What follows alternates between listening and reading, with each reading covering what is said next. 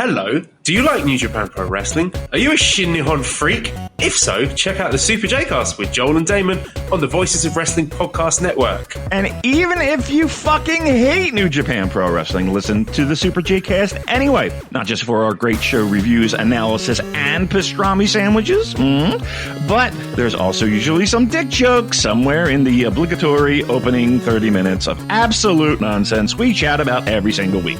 That's the Super J-Cast for all the best talk about New Japan Pro Wrestling, crisps, and pornography.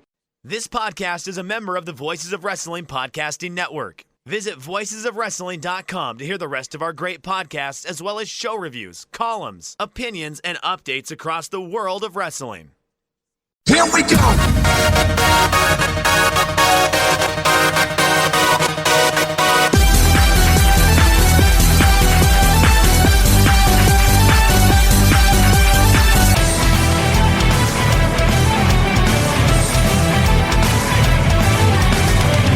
Kiss me like a love song. So that mama call me.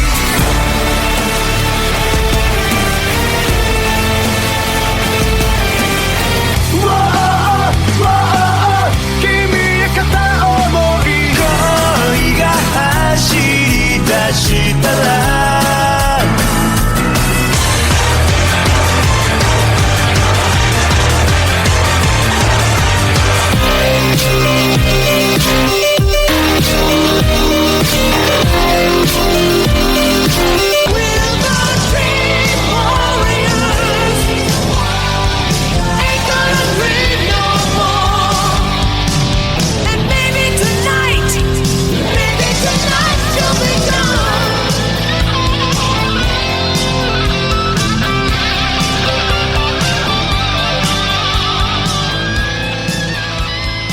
You're listening to the Emerald Flow Show on the Voices of Wrestling Podcast Network. Welcome to episode 84 of the Emerald Flow Show. We're a podcast on the Voices of Wrestling Podcast Network. You can follow us on X and Blue Sky at Emerald Flow Show, and you can listen to us on all of your favorite podcast apps. If you're on Apple Podcasts, leave us a 5-star review, and you can donate to the show at voiceofwrestling.com/donate. I'm Gerard, back with Paul. And we did the crazy thing and basically let the carnival fester, and now we have a huge catch. We have like a million shows to talk about, basically. And plus, very big news that sort of tangentially is connected. We might hit the 3-hour mark, although we'll probably cut some stuff on the carnival end. So we have to start with one of the biggest news coming out of Japan, probably since Kazuchika Okada left New Japan. Now, Tetsuya Naito is leaving New Japan Pro Wrestling. He has not said where he's going to go. Some Naito friend teased that he has an announcement on the 5th, which I've seen some speculation that's like he's got a money mark to launch his own promotion. But from our sort of vantage point, I think that we should talk about what are the chances of him in All Japan and what are the chances of him in NOAH.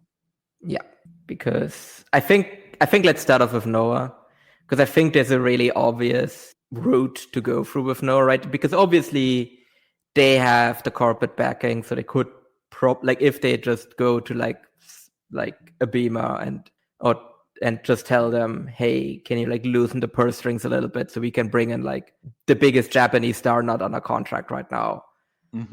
Like they can probably pull that off money wise. And then there's the very obvious program there with Naito versus Ozawa, right? Because Ozawa is incredibly obviously influenced by Naito, does the same pose, like does a lot of like similar mannerisms and everything. And that's a money program right there, right? Like that's something you can put in a big building to like draw some money. So I think that's the more likely one, right? Like, but would you want to bring him in permanently though to NOAH? Why not? Well, my thing is they have this kind of like youth movement going right now with like Ozawa, right? And Kaito's still kind of young, and you have Owada's son coming up and all of that. And don't forget Inamura, exactly. So Kenta, I think, is fine because he's a Noah True born at the end of the day. But then bringing in an outsider like Naito permanently, like he wants the title probably and be on top, right? He takes up a spot full time if he's there full time. He might bring in his own guys, right? Like you have to push Bushi in the junior division. Can you imagine me in Rittel's? Yeah. Oh, I mean, okay, but at this point, is that actually weird? No. If Saxon Huxley, like Bushi makes sense. So I don't know if I want Naito in. Like, I mean, if you can, you have to, because he's too much. He's too big of a star not to. Like, he's the biggest draw, right? So I don't know. I'm just a little hesitant that it might risk repeating bad mistakes of Noah past. Not bad, but like, like the problem that Noah has always had, where it's like, well, we could push the next generation, but there's this established guy who will right now draw more money for us. That's always been their problem. So I feel like bringing in Naito risks repeating that. I don't know. I assume he's coming in at some point, though. It just feels too obvious, and they're the only one that can really afford him. Yes. Okay, but if he forms his own company, even if they're doing only a couple of shows a month, he could still do Noah. I think that's fair to say. Yeah, I think if he actually forms his own company, I think it is actually pretty likely that he will do some dates in Noah. I actually wouldn't be shocked if they put him on like if they do like Ozawa versus him on the New Year's show then. Mm-hmm. Right? Like, because that's like a big money match and everything, and you want to put that in like the biggest building that you possibly can. So yeah. No, I mean, for that, I definitely wouldn't have an issue if he just comes in for like this like big money match, or if he wants to do like if they want to do like Kaito versus Naito, or even like hell if they want to do like Naito versus like Kenta or something like that. Mm-hmm. Naito versus Keno again. Like I think that's all like fine. Like I'm just worried if they would bring him in as like a permanent roster member, where he might derail this whole like youth movement that they have going on, because Noah will then just prioritize. Yeah, exactly. Just prioritize short term over long term again. And so, what are the chances you would say of him in All Japan? So that's kind of my spicy take. Because everybody's like, well, if he has a money mark, he's going to form his own promotion like SWS. Mm-hmm. What if him and the money mark buy All Japan? That is a spicy take. I was thinking more so of him just appearing in general. Yeah, I mean, he has before, right? Like, he's worked with like he's had really good chemistry with Anzai. And if we're assuming that, like, I don't know, like, if there's like a free spot, like, again, talking about like the New Year's show for like Noah, like, I mean, if you want to actually sell out your Yogi, like number 2, like you put Naito on that show, right? Like, I think then if you have like a big Triple Crown match, like even, I mean, hell, maybe if he is in a Triple Crown match, you have a real chance of selling out that building, which would be a massive achievement for All Japan. Mm-hmm. But I don't know, like I kind like, because I've kind of talked myself into this potential idea where he might buy the promotion, right? It kind of makes sense, right? If you really think about it. Well, given how much it would just cost to start one, yeah. Yeah, exactly. You have a roster as well. Like, let's say he starts his own promotion. Who's he putting on that roster? Like, there aren't that many free agents out there. Well, like, no, but I was thinking of it more of doing 1 or 2 shows a month. Maybe, yeah. If he wants to work a reduced schedule, which he said he wants to, I guess that does make sense. But on the other hand, like, I think All Japan has grown as much as it can under Fukuda, right? Like, I think it's very obvious that they've kind of hit the ceiling of what they can do under his ownership. Mm-hmm. And so if I'm Fukuda, this is kind of my perfect, like, get out, right? Because I don't get accused of, like, soiling Japanese wrestling by, like, selling it to WWE or whatever if they're even interested. Yeah. And, like, the promotion can probably grow more under, like, Naito and whoever is, like, the money mark there. Mm-hmm. So I don't know. I actually don't hate that idea. Like, because, like, the younger guys in All Japan are also more established than the younger guys in Noah as well. So I think there's less of a risk of Naito overshadowing them. Oh, no. I don't think he can really overshadow them because, well, he's only going to be part-time. Yeah. Oh, yeah. Like, I think even if he buys it, I don't think he's, like, on every show or whatever. Well, let's put up this alternate scenario. Let's say he goes and does his own thing. Mm-hmm. It's worth the money that it would cost to bring him in occasionally for All Japan. Yeah. No, I think so. Because he's just, he's the biggest draw that you have right now in Japan. Mm-hmm. Like, not signed, just he is. You know, well, I guess maybe you can make an argument, like, about Okada maybe coming back and doing a show in Japan. Would Sure. that be a bigger draw right now? But like otherwise, like aside from that, it is like putting Tetsuya Naito on your show. Get like, especially if you're first mover, if you're the first person to book Tetsuya Naito after he leaves New Japan, you're guaranteed like an additional like 1,000, 2,000 tickets, like conservatively. Yep. Right, like on top of what you were already selling anyway. So it's apps like whatever he actually like, unless he wants, well, like I don't know, like even if he wants like 1 million yen, I think it's worth it because he's gonna like sell like boatload of merch and all of that. Like if you get a cut of that. So the next, I mean, to be clear, I think the most likely scenario is him and Noah. One way. But if he were to go to All Japan, even part time, do you put the Triple Crown on him? Yeah, you know what? I mean, I don't know if he even wants that. That's the question. If he wants to work a reduced schedule. But because we've also been talking like who is taking the title off of whoever will be the Saito that comes out of the Sendai show as champion, right? And we were like, you can probably put it on maybe like do like another Anzai reign or like whatever, right? And then you put it back on Kento at Yoyogi. But I almost feel like if you have the chance to like get like a 6-month Naito reign in there, think you kind of have to take that. Even if he kind of runs through everybody.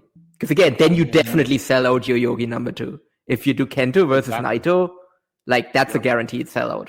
Like I'll have to like hurry and like buy my tickets basically for that show because it's gonna sell out. Yeah. So those are the scenarios. I think some are more clear than others, but I guess it will all hinge on whether or not he's starting something on his own. Exactly. Or if he's going to the US, which I don't think he is. Like, I just don't see it. Like, I don't think WWE is interested because, well, they probably would have tried before his body was completely broken. Yeah. And Tony Khan just always struck me as a guy that just doesn't get Naito. Many such cases in the United States. Yeah, exactly. So, yeah, I just don't see him going. So I feel like, the most likely thing is like he ends up in NOAH, he starts up his own thing, or he buys All Japan or like a different promotion. Yeah, that's most likely. Well, I mean, and some of them cross over. He could do his own thing, 1 or 2 shows a month, and then be in NOAH also. Yeah, true. Like he could do like a Fortune Dream thing, basically. That's what I was thinking, like a Fortune Dream or something, or like Sariism. Yeah. And he would draw better in Sumo Hall than Sariism would be. Do you see that number that she drew there? No, that was Unagi. Oh yeah, right. Sorry, that was Unagi. Damn it. It's been a rough month. Yes. But but yes, he would do better than that, or the Lucha Fiesta show that they ran the next day in Sumo Hall. Yeah, that looked. I don't know if you saw that. Very empty. I didn't see a number, but I saw a lot of empty seats from the pictures I saw. Yeah. Someone is a Lucha mark. Yeah. And spent considerable money because they brought in a bunch of women from Mexico, and they also brought in... Yeah, they wanted to bring in Black Terry before he died. Yeah. Which, Black Terry's great, but like, man, that's not gonna sell tickets. Yep. So next up on... another big story that could have repercussions perhaps, although I think we will agree that we remain steadfastly calm on this. Yeah. With WWE buying AAA, what does that mean for NOAH? I don't know. Maybe they will at some point. Yeah. But I don't think it's going to get announced next week or even next month. No. I mean, Marufuji and Muto was... Yeah. Oh, yes. Marufuji was there with Shawn Michaels. I saw that. But whatever, that doesn't mean anything.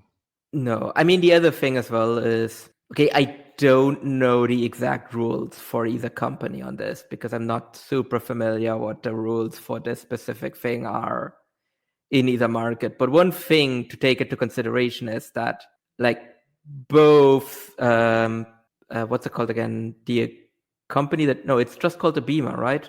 No, it's Cyber Agent. A Cyber Agent, yeah, I wanted to say Cyber Life, but that's something different.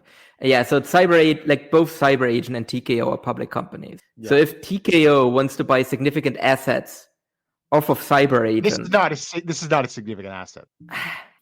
But there are materiality thresholds, so I don't know. Like, I would have to actually dig into the, like, it's basically any time a transaction crosses the materiality threshold, there are certain like rules that are around like those types of acquisitions, and like how you have to announce the timeline of it, and whether or not you actually have to seek shareholder approval to actually make those transactions. I don't know if cyber fight would fall under that. I would have to actually look at like what percentage of like cyber agents asset base it makes up.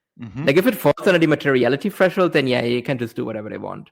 If it doesn't, then it does actually fall under like, they can't just announce it out of nowhere, basically, is what I'm saying. Like there would have to be some certain like, yeah, we're looking into like buying this thing from these guys for potentially this amount of money. Yeah. So yeah, but I also don't think, like, again, like, because my first instinct was like, oh yeah, like WWE buying AAA, that's very unlike WWE because they never buy like actually active promotions. But the more you actually look into like what AAA was when they bought it, I don't know if you can still really call that a promotion that was alive. You get some, like you get IP basically. Yeah, it was kind of in a weird zombie state where it was just kind of still limping on, which and a few contracts, but that's it. Yeah, and ironically enough, I think Ozawa hitting might have saved Noah. That's true too. Yeah, because now Cyber Agent is like, are we potentially, like, I don't know if there were any talks about that beforehand, but if there were, now Cyber Agent probably either bumped up the price or might be like, do we actually like want to sell this anymore? Because it seems like we actually got something here with this Ozawa kid.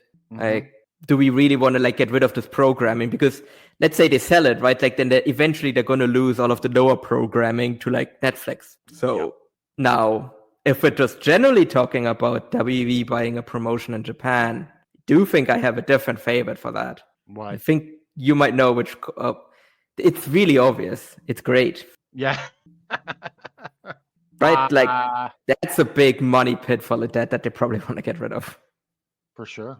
But and that's also similarly a kind of dead promotion walking, essentially, the way AAA was. Yeah. Although they're bragging that they're doing business, but they didn't give any numbers. Yeah, they said they were up year over year. That can mean literally anything.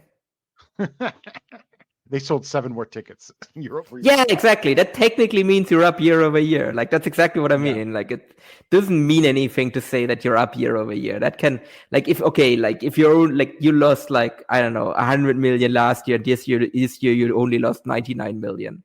Then you're still up year over year.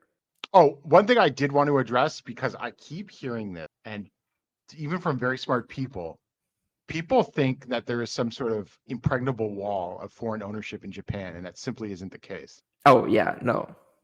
I would like to point out that Sharp is basically owned by Foxconn's parent company, which Sharp was one of the major Japanese industrial electronic powerhouses. This isn't the 1960s anymore. The Ministry of International Trade and Industry does not run the Japanese economy.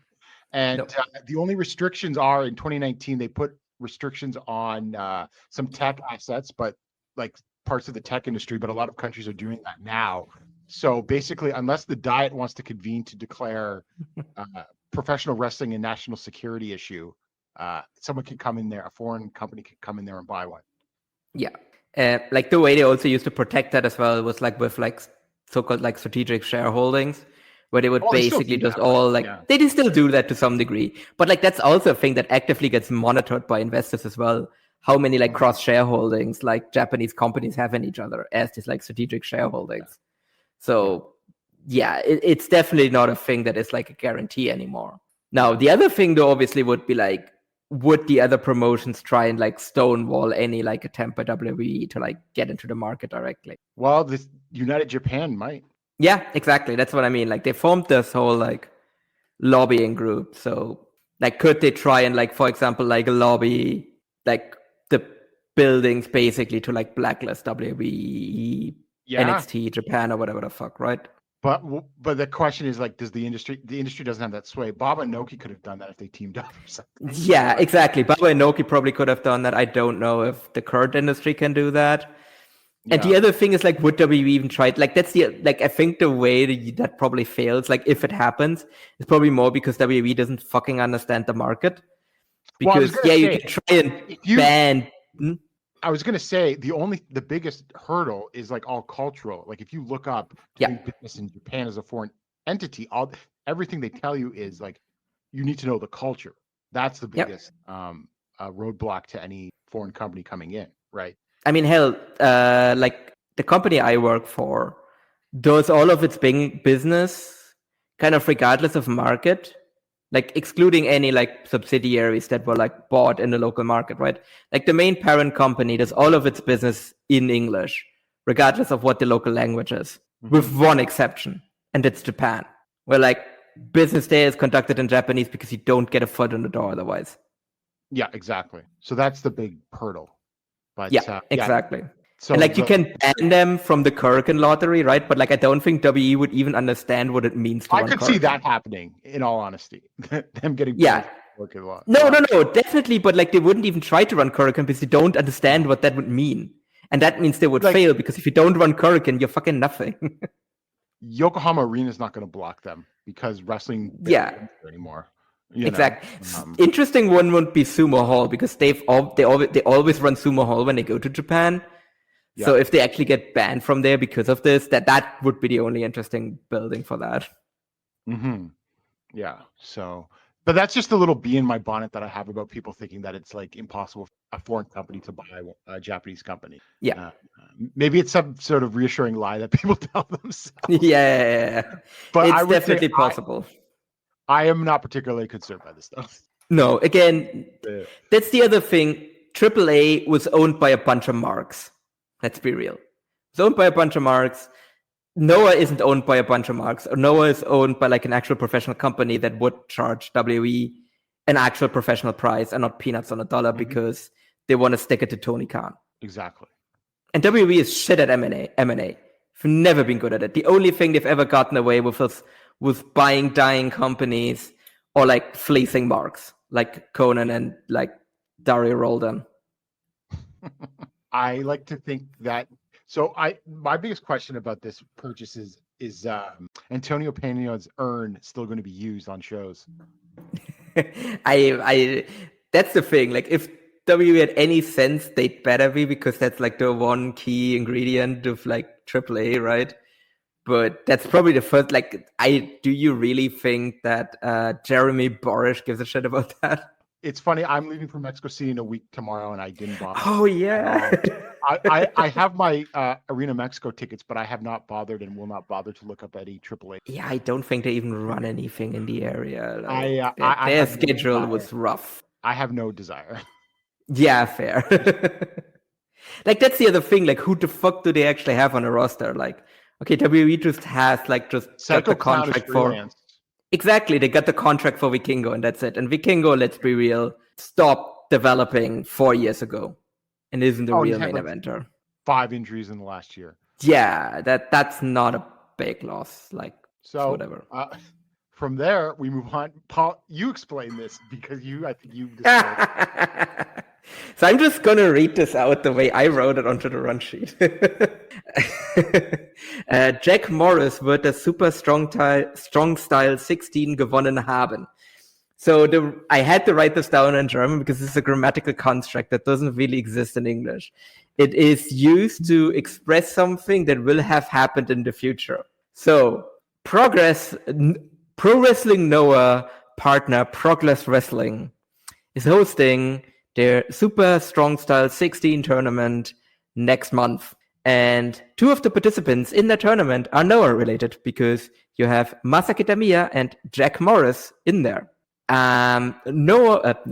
Progress also put up a graphic kind of showing you all of the like brackets and everything, because it's a single elimination tournament. So you kind of have 2 sides of it and everything. Now, the thing that they also did is that there was some curious coloring on the graphic as well, which actually, once you've kind of figured it out, told you exactly who's going to beat who's going to the finals, and who's going to win the whole thing. And turns out Jack Morris will be the person that is going to win the Super Strong Style 16, and Masa Kitamiya will go to the semifinals where he will lose to Marcus Mathers. So if there's a betting site that still takes like bets on like progress for some reason, now you know where you need to place your bets for some guaranteed big payouts. And from my understanding, it's Marcus Mathers that defeats Masa Kitamiya in the earlier. Yes, exactly. Marcus Mathers will defeat Masa Kitamiya in the semis, and then Jack Morris will beat him in the finals, which I think makes sense, right? Like you want to have Masa. Like Masa obviously doesn't go out early, and if you have him defeated by the guy that then loses to another NOAH guy in the finals, like NOAH would be fine with that. Incredible, but still, like. Clown Shoes promotion. One of the most prestigious wrestling promotions in the world. Yeah. Oh, yeah. It's Jesus Christ. I mean, the financial statements just came out, and okay. They're looking rough. All right, so let's turn ourselves to NOAH and go all the way back to April 14th at Korakuen Hall in front of 1,332 fans. Down a bit from what they've usually been pulling, but there's no like title match on top, so I still pretty good. I'll think it was a midday show. It was a Monday right. show. It was like a Tuesday. Yeah, it was a Monday show, not a holiday. Yeah, exactly. So like, I think that was actually pretty impressive to draw that kind of number with like, really no big match on there. Yes, and we start off with Masa Kitamiya defeating Harutoki in 6:02 with the Saito suplex, and I thought this was just like bang all action. Harutoki is a good like mid-card clutch guy, just nothing like spectacular, but just really solid. Yeah, no, he's nothing fresh. Like I don't think he'll ever be a main eventer, to be honest. But like he's a perfect guy to have on your mid-card where he can just be like mid-card glue for like 2 decades basically until he like retires as like a company legend, basically, having never I think his career trajectory will be like Mohamed Yone. Yes, that's a good comp. He could be a tag champion. Exactly. Like I think he's definitely going to be a tag champion. He'll get like a couple of like singles title shots, but I don't think he'll ever win one. And yeah. Mm-hmm. And then Jack Morris and Owada-san defeated Shuhei Taniguchi and Black Mensa Ray in 7:51 with the crab hold from Owada-san on Mensa Ray. Fine. Lots of comedy. It is what it is, sort of thing. Yeah. I really enjoyed Black Mensa Ray and All Japan a lot more than I am enjoying him in NOAH, to be honest. The thing is, he's leaning into, especially with his never-ending feud with the Reeve match. I mean, he always was a comedy guy, but like he's even doing it more now. Which is especially weird because now All Japan is basically a comedy promotion. Well, I was going to say, but there was always more comedy in All Japan, even when Black Mensa Ray was there. So I wonder if he's as the comedy guy in NOAH now. Oh, he's overcompensating. Yeah, that's fair. Yeah, I don't know. But it's unfortunate because I did like him and I was absolute Black Mensa Ray defender. I'm not particularly, taken with his no performance. Yeah, that's not been great. And then Mohamed Yone, Kazuyuki Fujita, Atsushi Katoga, and Hajime Ohara defeated Naomichi Marufuji, Takashi Sugera, Eida, and Daiki Odashima in 9:08 with the Komotsuri Otoshi from Katoge on Odashima. Again, a solid little NOAH multi-man tag, and just enjoyed the closing stretch with Odashima and Katoge especially. Yeah. No, I mean, it was nothing special, but I mean, I think it was a good win for like the Team NOAH to actually get a win for once, because they've kind of been lacking that a bit. So, and then Manabu Soya, Saxon Huxley, Hayata, and Yuto Kikuchi defeated Kaito Kiyomiya, Galeno, Alejandro, and Kai Fujimura in 10:23 when Huxley used a neck-hanging bomb on Kiyomiya. I did not particularly care for this match, and my God. Yep. Again, I said this before. Like handshake between like Kaito Kiyomiya and Hokuto Omori being like the job guy in the faction that you lead. Like, Jesus Christ, like really we're gonna have Kaito Kiyomiya lose to Saxon Huxley? Like, God, like I like Alejandro, I like Kai Fujimura, but my God, they're right there. Where the fuck is Kaito taking this pin? What are we doing? No. He's done too many pins lately. Yeah, like even if you want to do like the thing where he's in a funk, you don't have to have him get pinned by Saxon Huxley. No. And then GHC Junior Heavyweight title number 1 contendership. Yohei defeated Tadasuke in 10-14 with the Gamanji. This was a solid, enjoyable match. I continue to sing the praises of Yohei. Yeah, definitely. I thought it was a solid match, and you kind of skipped over something as well. Oh, right. Yes. So, it was funny because I have nice things to say about this match. Uko Sasaki defeated Daga in 10:35 with the referee stop from the Dojime sleeper. And I didn't know what to think of this going in because, Daga can be hit or miss, and Sasaki obviously is still green. But honestly, I thought this was pretty good for what it was. Mm-hmm. No, I enjoyed this as well. Like, I think Sasaki is like coming along nicely. Like, I want to see a little bit more of him like going forward as well. But I really enjoyed this. Like, I think both men actually worked really well with each other. Like when they were like grappling on the floor and everything. Hard here for sure too. Yeah. Yeah, like I think he's really like trying to get that promotion to heavyweight. Yeah, he's doing the opposite of T. Yeah, I think it might actually work out for him as opposed to other people. So, it was a good solid match to build up for the upcoming tag title challenge. Mm-hmm. And then, we talk about Yohei versus Tadasuke. Again, I expected this to be pretty good, and it was, I thought. I will repeat again, I think Yohei is underrated and one of the best juniors on the roster. Oh, yeah, for sure. I was kind of surprised by the outcome. I kind of expected Tadasuke to like win actually, and then Yohei actually won.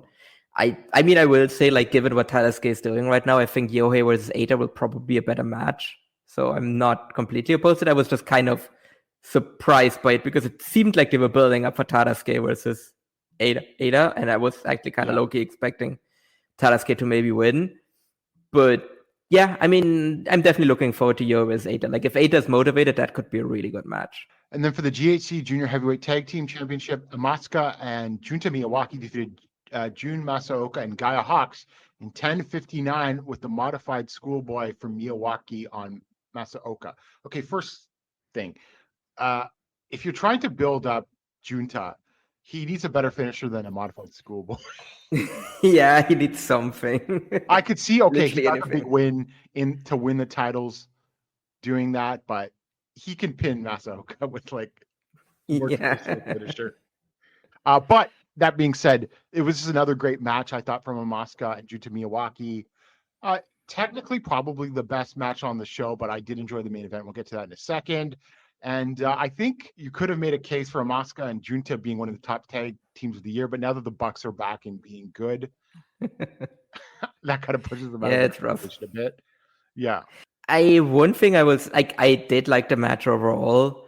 One thing I will say against it is, or that I didn't like about it, is like the constant cheating from FSWAC, where I don't think I need another like cheating heel faction in addition to Team 2000X. Like, I could have done without that. Like, that to me was a little bit much.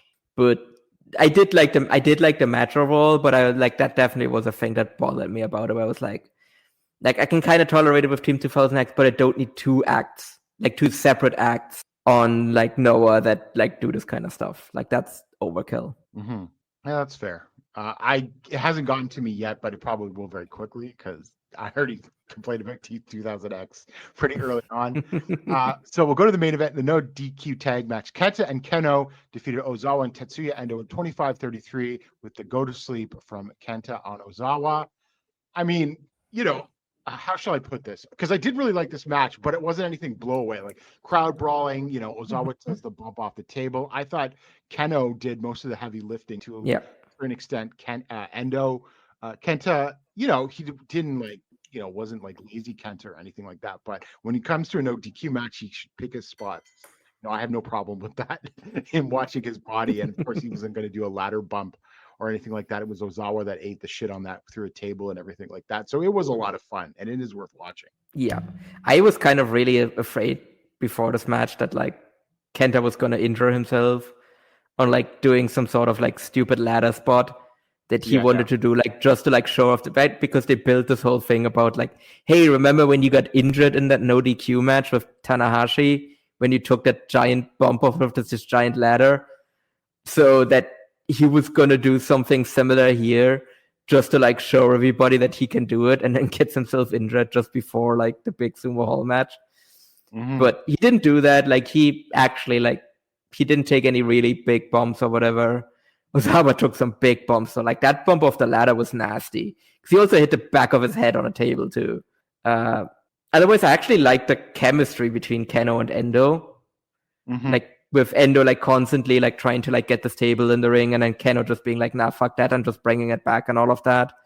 Like I really, really enjoyed this match. And they also like kept it relatively clean as well. Yeah, but it was actually for a new DQ match. Yeah, exactly. I think Endo and Keno have a good vibe going because Endo's a bit of a slimy heel, and Keno is just the most serious man alive, and that works. Yeah. Also, Ozawa sold that like go to sleep real well.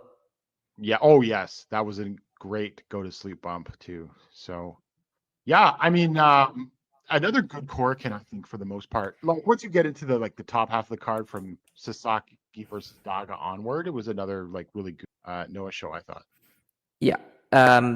Does the result of the main event give you any doubt about the Sumo Hall result? Yes, but okay. Well, I was going to talk about when we do our preview, but Kenta's got a new theme, doesn't he? Yes, that kind of seals it. Yes, it does. Coming in the Sumo Hall. Yeah, that would be kind of a bitch move to come out with a new theme and then lose. I think it's just about what Lanza was saying about like them having to eat some shit. I think they're eating the right amount of shit between Tadasuke and then if Ozawa does the other job. I don't think he loses anything because he is such a slime bag, and exactly. I don't know what will happen. I don't think they'll turn him face right away. You might want to keep that in the holster if Neto's coming in or something. Again, that's just speculation, but there's a bit of more of a story you can tell with Team 2000X before you turn Ozawa once he loses the title and everything. Yeah, and especially because like I also wouldn't turn Ozawa immediately. Like I think I would do it like sooner rather than later, to be honest, because he's too popular. Like you can't keep him as a top heel because people are just gonna be like, no, we're just gonna cheer you regardless of what you do. Like that's already happening to some degree. And could you try to do a double turn in the title match where Kenta just kicks too much ass? I was thinking as well about like a Kenta Ozawa double turn. But I also feel like there is money still in face Kenta. Like I would turn Kenta heel eventually. Yeah. Like maybe I would almost do it where I might turn this into like a free match series where like Kenta does a couple of title defenses as a face. Then you do like sometime in the fall or whatever. You do early fall, late summer or whatever. You do Ozawa versus Kenta again and you do the double turn there. And then you do face Ozawa versus heel Kenta at the New Year's show. Right. Yeah. Like that's probably how I would play it. So before we get to the preview, I have one more sort of talk about that I didn't ultimately get to. But Paul, you did. It was the Keno 3rd anniversary. Yes. Great name. All the bastards assemble. So take it away, Paul. Yeah. So I think the first thing I want to talk about is actually the attendance because it drew 1,650 people for that. And that's like the next day. So that was on a Tuesday. And I counted this as a NOAH show because after that, I actually did some math because I actually looked up like what were like the actual like averages attendances in Korakuen this year. Because I just looked at those like NOAH attendances and I was like, I think NOAH might have like the best average attendance in Korakuen this year. And they actually do. Let me just real quickly pull up the numbers. So like NOAH was like number 1 actually on the year. And then I think Stardom is actually number 2. And then New Japan is actually only 3rd. And this was before like Naito left New Japan. So at that point I was still like, oh yeah, New Japan is eventually just going to like regain their top spot. But who knows if that will still happen. So, okay. So NOAH has done 5 shows in Korakuen. They've drawn an average of 1,507 people. Like that's very good post-pandemic. Think about that. Think about where they were like a year ago. Maybe like a year ago, they were struggling to draw 1,000 consistently. Yeah. They're drawing 500 people more now on average. Like I think legitimately like that 1,300, I think, is one of the lowest numbers they've drawn all year. Like, that's insane. Yeah. Because then second is Stardom at 1,485 with 4 shows. Then it's New Japan at 1,269. And then All Japan, though, is right behind them at 1,262. Because New Japan had, like, those couple, like, really low attended at Korakuens, like, at the beginning of the year. Yeah. And then That's why, Paul, spoiler alert, I will be putting Ozawa as my number 1 on the Voices of Wrestling. Ooh, yeah. I am probably going to do that as well, to be honest. Like, there's some other people I have to think about, but yeah, he is currently my like running favorite for that. I mean, that business alone, whatever my criticisms of the Team 2000X stuff, quite impressive. It's insane. And again, no money matches burned off. Nope. Right? They did that with no money matches burned off. That's so incredibly impressive. I'm just gonna like finish off like the stats that I had. So Dragon Gate is then 5th at 1,180. Tokyo Joshi Pro is at 1,017, but that's only 2 shows. One of which drew really well, one of which really did not. So it's a bit questionable. Marigold was at 824. They've run 1 additional show since then, but that I think drew around the same. Big Japan at 563 and Freedoms at 467. Oof. Yeah. And again, those stats only include like promotions that ran like multiple Korakuen shows. Like there are promotions that only ran 1 show or like produce shows, and it didn't factor those in. So yeah, I like the business that NOAH and Stardom to me, I think Stardom, I don't know, like I have to think about it. Like now, maybe that Wrestling Omakase might be back maybe on a bit more of a regular schedule. Maybe we're going to get the Omakase Awards again. And I'll have to think about who I would put in there as like promotion of the year, because I don't know if NOAH keeps firing. Like if NOAH maybe like steps up a little bit more, I might consider him. But otherwise, I might have to go with Stardom. Sure, like, I think that's perfectly reasonable right now. Yeah. Yeah. So yeah, but plenty a year to go. I mean, we're only at the end of April now. But yeah, so the Kenta show overall. So we had in the first match we had Kenta defeats Daiki Odashima with the. No, it wasn't a go to sleep. He just tapped him out with a crab, I think, with a Boston Crab. I actually really liked this match. Kenta actually gave Daiki Odashima a lot. He actually kind of took some pretty nice bumps for him, and like he really like sold his offense well as well. And then obviously he kind of just came back and just punished him, and it kind of was like a bit of a sign of respect, I guess, in a way from Kenta, like as much as Kenta can do it, right? Because he obviously is not going to like shake your hand in the post-match or raise your hand even if you lose because he's Kenta, but he got about as close as he can to that. Then Kenta vs. Meiko Satomura went to a time limit draw. I mean, it was just a nice exhibition match just before like Meiko Satomura like does her like retirement, which has already happened now, so that show has happened too. I actually still need to watch that. But I saw John Carroll like raving about like Meiko Satomura's retirement match, so I think I need to go watch that. Then we had Alejandro, Kaito Kiyomiya, and X, which turned out to be Kabuto Mitomi, defeat Hajime Ohara, Shuji Kondo, and X, which was Katsuo. So those two are like Kabuto Mitomi and Katsuo are like 2 like indie guys basically.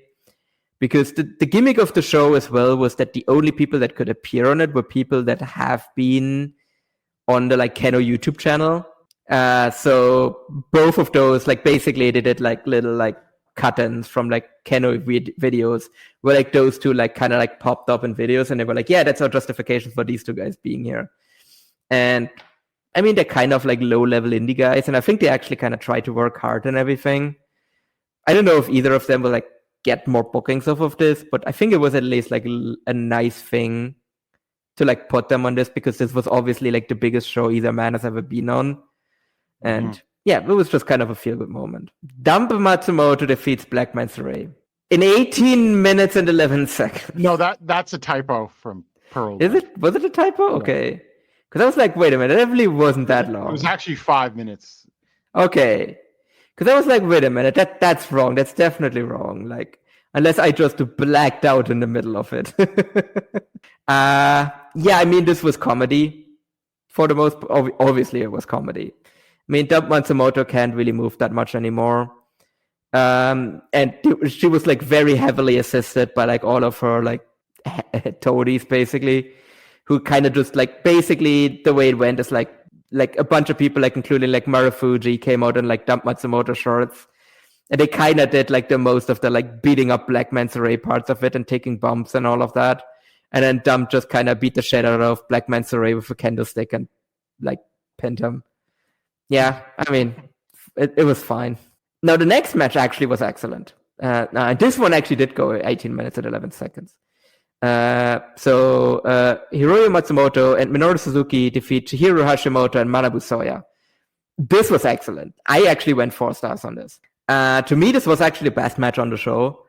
And especially, like, everybody worked really hard, and especially Minoru Suzuki and Manabu Soya worked, like, incredibly hard on this. Like, I remember, like, being in a chat for this and in a Discord, in a Voice of Wrestling Discord, and just being like, guys, like, you don't have to work this hard for this match, like, on this show. Like, this isn't supposed to be the work rate show. They just beat the shit out of each other. Like, their chests were just, they looked like hamburger meat, basically, by the end of this match. Like, they chopped each other really hard. Like, this is the hardest I've seen Minoru Suzuki work in, like, a good long while. And like Chihiro Hashimoto and like Matsumoto also like both work like really hard as well. But yeah, no, if you want to watch any match from this show, it's this match. It's streamed live on YouTube, but they took it down. But like it is up on Wrestle Universe. So like if you want to watch anything from the show, watch this match. And then in the main event, we had Jinsei Shinzaki and Keno, because of course it can't be a Keno show if Jinsei Shinzaki isn't on it. Defeat Hiromu Takahashi and Kenbai. Who I'm going to be shoot trash and I'm going to unmask him. That's Amaxa in 18 minutes 10. That was my second favorite match on the show. Again, Jinsei Shinzaki can still go given his age. You know, it's not as much as he used to, but he can still like do a lot of stuff. And then obviously everybody else in there is really good. Hiromu kind of shifted a bit more into a heel role than normally, because he actually came out with his like YouTube plaque for his own YouTube channel. Because he actually has like more than 100,000 subscribers, and you have more than 100K subscribers, you get this like silver plaque from YouTube. And Keno doesn't have one because he doesn't have more than 100K subscribers yet.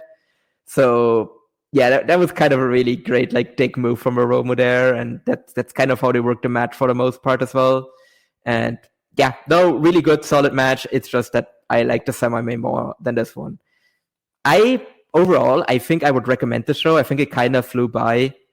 Aside from the semi-main, I don't think anything you need to go out of a way to watch, but you can definitely spend your time worse than watching the show. And the vibes were really good as well, and you have a packed Korakuen, which is always really fun. Sounds good. So our last thing on NOAH is the preview for Sumo Hall, and we've got the dark match that starts 20 minutes before the show starts, which is Yuto Kikuchi versus Daiki Nishima. I don't think this is in order, but we got the GHC tag title match of Amaska and Junta Miyawaki versus Dragon Bane and Alpha Wolf, which I am very much looking forward to. Do you think they retain? I could actually go either way, especially because the brothers are just coming back to Japan. I would like to have Amaxa and like Junta hold it more to like especially establish Junta. Yep. But I also feel like, I don't know, like because they very much depicted them as underdogs, I actually could see them lose here. So NOAH doesn't have any cards announced beyond this show. Like I'm looking on their website for their upcoming shows after. Like we don't even know if Let's Go Bador is there like on tour with them. Really? Yeah. Do you really think they would just come in just for one shot? If they're losing, yeah. Because you could put them... I mean, low-key, like if WWE AAA goes on like a signing spree, those are probably guys I would just scoop up immediately. Absolutely. So then after that, we've got Masa Kitamiya, Shuhei Taniguchi, Harutoki, Alejandro, and Kai Fujimura versus Mohamed Yone, Kazuyuki Fujita, Atsushi Katoge, Hajime Ohara, and Black Mansoray. And then singles match, special guest referee, Manabu Soya, Hayata versus Yeah, like we've gotten like footage of like Manabu Soya like training as a referee, Did you see them like having the passionate Rattels in the park together? Yes, and the picnic, and they all look Yeah. like they're freezing. They look so miserable. And you have like Saxon Huxley being like a weirdo eating a banana by himself in the corner. Mm-hmm. Well, speaking While of like Manabu Soya, I think, is singing his theme song. I wasn't sure what was happening there. That was so weird. well, But speaking hey, look. I mean, at the very least, I will say, because New Japan used to do these like chaos, I say New Japan, but I think it was specifically Toru Yano doing these like chaos on road trips kind of like videos that they would sell to fans. yeah, I mean, there's money in that. Like might as well try and do something like that. and then next up, national title, Galeno versus Saxon Huxley. Oh, Galeno's Yeah, not at the that's gonna be point of a his big career test where for he can Galeno. carry someone like Huxley. Yeah, I don't think he is either. Like, I think this is gonna be a rough one. Is it 10 minutes? It's probably going to be more than 10 minutes. It's a title match. It kind of has to I be. know. Yeah. Yeah. And then for the GHC Tag Team Championship, Jack Morris and Daga versus Keno and Uka Sasaki, which I'm sort of torn here, but I suppose you should 2000X. Considering how long they ran that angle of them just holding the titles without being the champions for. See, I don't know why. I just have the vibe that like Uka Sasaki and Keno are winning the titles here. Yeah, I could. I know that doesn't make any sense, but I think that's why I'm predicting that. Like, every NOAH show needs at least one booking decision that doesn't make any fucking sense. Mm-hmm. And I think this is one. And if this is the one booking decision that doesn't make any sense, I'm happy with it because I think that's like a good team to hold the titles. Yeah. I guess it really doesn't matter. Yeah, But, that too. if it's the time that, well, yeah. Well, the thing is, it could matter if they like invested in a team, Yeah. But, Which, to be fair, this would be a team I maybe would invest in. in the GHC Junior Heavyweight title, we got Ada versus Yohei. I am cautiously will be good. Yeah, again, depends on Ata's motivation levels. But I don't think Yohei really has a chance of winning, though. No, definitely. Special tag match: Jun Akiyama and Takashi Sugera versus Tetsuya Endo and Owada-san. I mean, I'm always happy to like see Akiyama and Noah. Mm-hmm. I think the result's kind of clear. Yeah. I mean, yes, obviously. Like, I don't think there's any chance Owada-san like gets out of this without looking at the lights and like counting to 3. And then in the 25th anniversary special Arc Legends singles match, Naomichi Marufuji versus Kaito Kiyomiya. And I would think Kaito is winning, but given recent booking, I don't know. I actually almost would like it more if he didn't. Well, yeah, I was going to say, if Marufuji wins and Kenta wins. You can do Kenta versus Marufuji, because otherwise you have to run Kaito. Because I'm kind of afraid that they're going to do like a fucking Shota Umino thing, where Kaito loses to everybody under the sun, and then he wins one match with Marufuji, and then he's challenging. I'm actually thinking that maybe if Kaito wins, Ozawa is actually winning the main event, and then he loses to Kaito, which I think at this point would be the wrong choice. I don't think Kaito should be beating Ozawa. Yes, not the way he is right now. That's one to watch for. And then main event, of course, for the GHC Heavyweight Championship, Ozawa versus Kenta. Yeah, I'd put it on Kenta. I would too. I'm not like super positive 100%. I am not 100%, but like I think the fact that he's getting a new theme is basically telling me that like, okay, they're probably gonna put this belt on Kenta here because like it's kind of a bitch move for Kenta to like get a new theme and then lose. Like that theme immediately is like tainted, basically. Yeah. So what do you think this draws? I'm kind of thinking somewhere in like the 5K range, basically. Like I don't think it hits what they drew for like Hideo Itami versus Marufuji, but I do think this draws better than what they have in the past. Like I would be disappointed if it's like somewhere in the 4,000 range. I think that's a bit of a disappointment, especially because it's Golden Week too. Yeah. Is there a certain wrestler that's going to be making a return on this show? You mean Inamura? Yeah. When doesn't he have like a has that already happened? Yeah, it happened last night. Okay. Yeah, I mean, but like what does he do? Well, that's an interesting question, right? Because Yeah. like you can't push him. Well, you can't have him do the same thing he did before, where he just returns to No. talent. And then loses. Like you can, I guess you can have him come in and like lose to Kenta, but what's the point of that? But then like for example, what faction do you slot him in? Like if you put him into fucking All Rebellion, then he's just like Kaito's understudy again. Like ideally he would be in a faction where he's in a prominent position, but like can't give him his own faction. Yeah. Like you can't put him at Passionate Rattel. Like even if you do that, he's like second.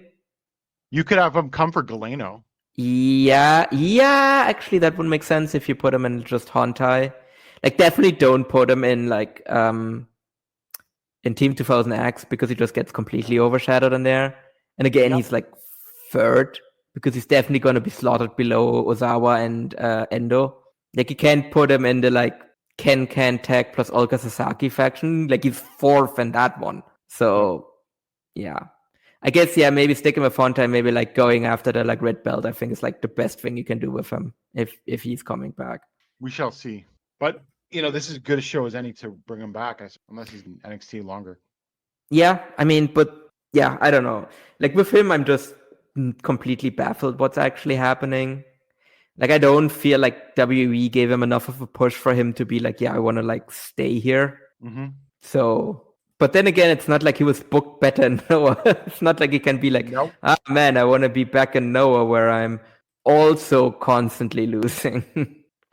Okay, So, I know we have to go to the carnival, but you know what? I'm gonna just say it because I totally popped into my mind when we were doing this. Big Japan's running the Yokohama Budokan on May 5th for their big show of the year. Paul, do you know what the main event is?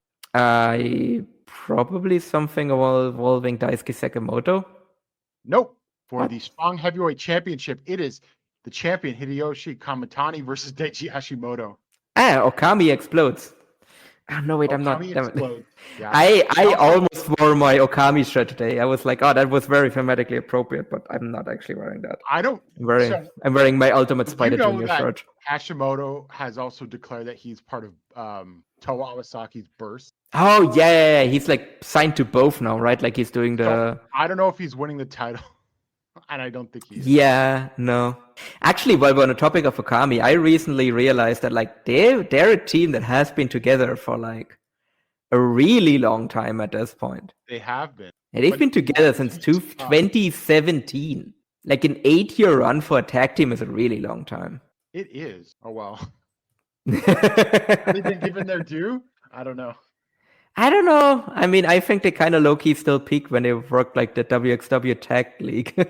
Semi-main event for the BJW Junior Heavyweight title. It's Ikuto Hidaka versus Kosuke Sato. Yeah, I mean, that's not a bad match. The tag title match? Okay. We've got Daisuke Sakamoto and So Demonji versus Yasufumi Nakanoe and Ryota Hama. Yeah, they've actually recently won the titles, so... Yeah. I think that's a really interesting team, though. Like, I haven't seen that match, like, where they won the titles. No, I haven't. I'm behind on Big Japan. Yeah, same. But I think, like, on paper, that's a really interesting team, Soda Monje and Daisuke Sakamoto. I think they even have a team name. Okay. Which, I'd book those guys for WXW Tag Team Festival. I don't know. I'm not saying that just because I'm going. Their tag team name is W Dai Chan. Yeah. Yeah, exactly. I don't know what that means, but... And then for the deathmatch title, we've got Akira versus Dale Patrick. Oof. Yeah, I mean, Dale Patrick was just a tag champ with Madman Pondo. So I know that Akira just defended the title against Isami Kodaka, which that probably banged. That's probably one I need to like go look for. And then for the very world famous Yokohama Shopping. Oh no! Oh god, I hate those titles. I hate those titles so much. And we've got Abdullah Kobayashi, Ryuji Ito, Kankuro Hoshina versus Yuka Miyamoto, Sami Kodaki, and Takeda. Yeah, I mean, probably each man that is currently holding a belt has held that belt like 8 times probably already. Okay, this is a very specific me problem because this goes back when I was doing Big Japan for Cage Match. I hate those titles so much. they would switch those titles on shows they wouldn't put out results for. Yeah. So you're basically putting in a title match and like you're like, wait a minute, the champions don't fit. When did these guys win the titles? And then you have to like trace it back and like dig through like obscure like wrestling websites or somebody's Twitter feed to find out when they actually switched those titles, because Big Japan sometimes just doesn't announce results for shows. Like they have a website, but like they don't always put the results on there. They're kind of incomplete. So like sometimes they're like on like not even people that were announced as challengers that just like, no, I hate those titles. So this next match is sponsored by the movie 60th Birthday High School Student. That's the translation. Now, if you are a movie sponsoring a Big Japan match in the mid-card, you have got to be like Z-grade cinema of Japan. Like, where would that even air? Like, that has to be like not even like a proper streaming service. It has to be like something incredibly sketchy that you can only sign up with like probably like normal Japanese like accounts don't even allow you to sign up for that. Anyway, it's Takuya Nomura, Fuminori Abe, and Mari Hana versus Yuya Aoki, Leighton Buzzard, and Jacob Crane. Yeah, sure. Why not? And then we've got Madman Pondo. Oh, I'm sorry. I said Takeda was one of the challengers for the 6-man title. It's Masashi Takahashi. But where Takeda is, he's going to be teaming with Madman Pondo to take on Kazumi Kakuta and Daiki Wakamatsu. That certainly is a match that's going to happen. This kind of rough. Tatsuhiko Yoshida and Koto Sekafuda versus Kaiji Tomato and Seki Shigeru. And then in the opening match, we've got Kazumasa Yoshida versus the rookie Koshiro Asakura. I mean, I do like that guy. Like I think that rookie, like he definitely has something. I don't know how well this show will draw though. Like even with Big Japan, like basically giving away these tickets almost for free. Well, no, the top they're selling 11,000 yen front row. Okay, well, yeah, that's gonna make it even tougher then.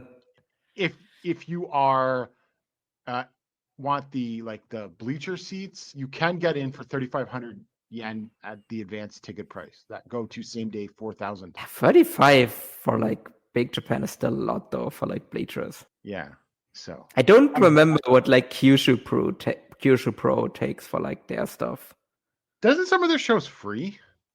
Some of their shows are free because they just get money from the Kyushu like government basically. Not the Kyushu government, but like from like the different prefectures on Kyushu. Like that's basically how that promotion makes money. They're like a local like culture promotion thing basically, and that's why they can sell tickets for like. I'm on Lost End, and the super seat 11,000 yen are sold out. The front row stands at 6,000 yen are sold out. And then all other sections have the triangle. Okay, all right. Okay, you know what? I have to apologize to Big Japan.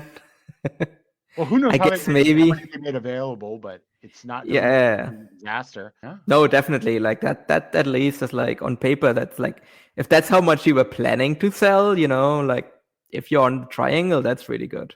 Okay, finally. Time for the Champion Carnival. For their first show on April 9th, they drew 1,105 fans, which was like on a Wednesday. So you can make of that what you will. Mm-hmm. We'll go over this because it was the first show. Ryuki Honda versus Rei Saito, real quick. I thought it was a little disappointing. It was fine, but I was expecting a little more of a... But I guess it was the first match of the show, so they weren't going to go half the country that I thought they would.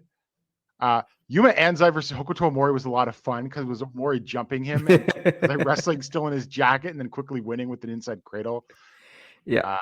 He basically just took off his jacket, rolled up Hokuto Mori, and that was it. Then we get to the match that everybody is talking about. Mike DiVecchio defeated Igel Blanc in 10:36 with the shooting star press, which also featured the spot of the year as far as I'm concerned. I don't care what. Yes. So all of the haters will hate on this, but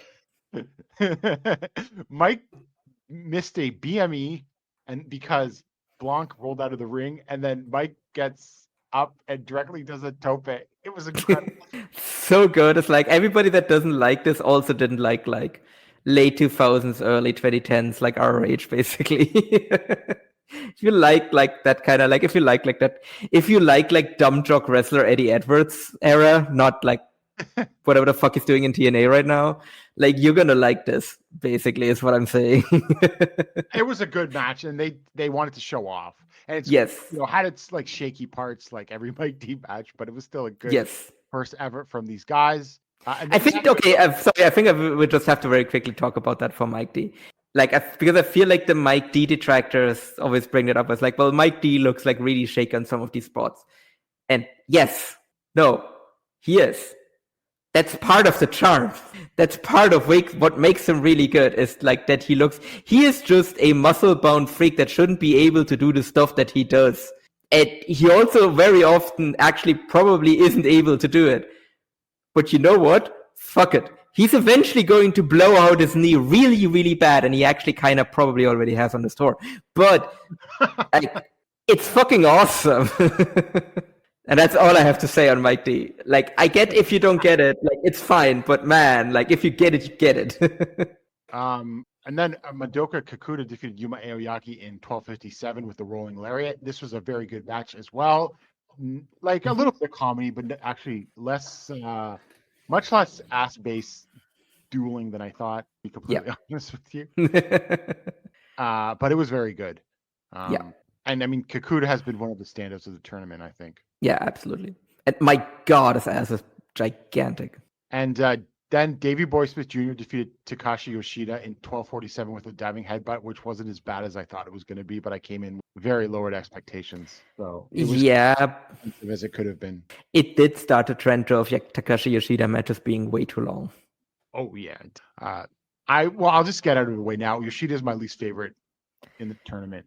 Yeah. This weird ass mountain bandit look and everything. Yeah. Jun Saito defeated Kengo Mishimo in 16:47, which I thought was the match of the night because Mishimo just has put on this incredible performance, and it was Mishimo trying to take apart Jun's arm and then Jun fighting back and everything like that. So also Mishimo, one of the MVPs of the tournament, no question. And then in the main event, Hideki Suzuki defeated Kento Miyahara in 21:13 with the double arm suplex. I thought this was pretty good. I think people were even higher on it than I was, though. I feel like it's actually kind of a bit of a match that divides people's opinions a bit. Because I've definitely seen people that are pretty high on it, but I've also seen people be like, this was not that good. Because there was a lot of teasing of knockout spots, basically. Yep. So, which I think kind of hurt the flow of the match a little bit. I have to confess, I'm kind of somewhere in the middle. I thought it was a good match. I don't think it was a great match. I thought they did tease. They could have cut down maybe one or two of these knockout teasing spots. Because I think it did slow, it did hurt the flow of the match a bit. Mm-hmm.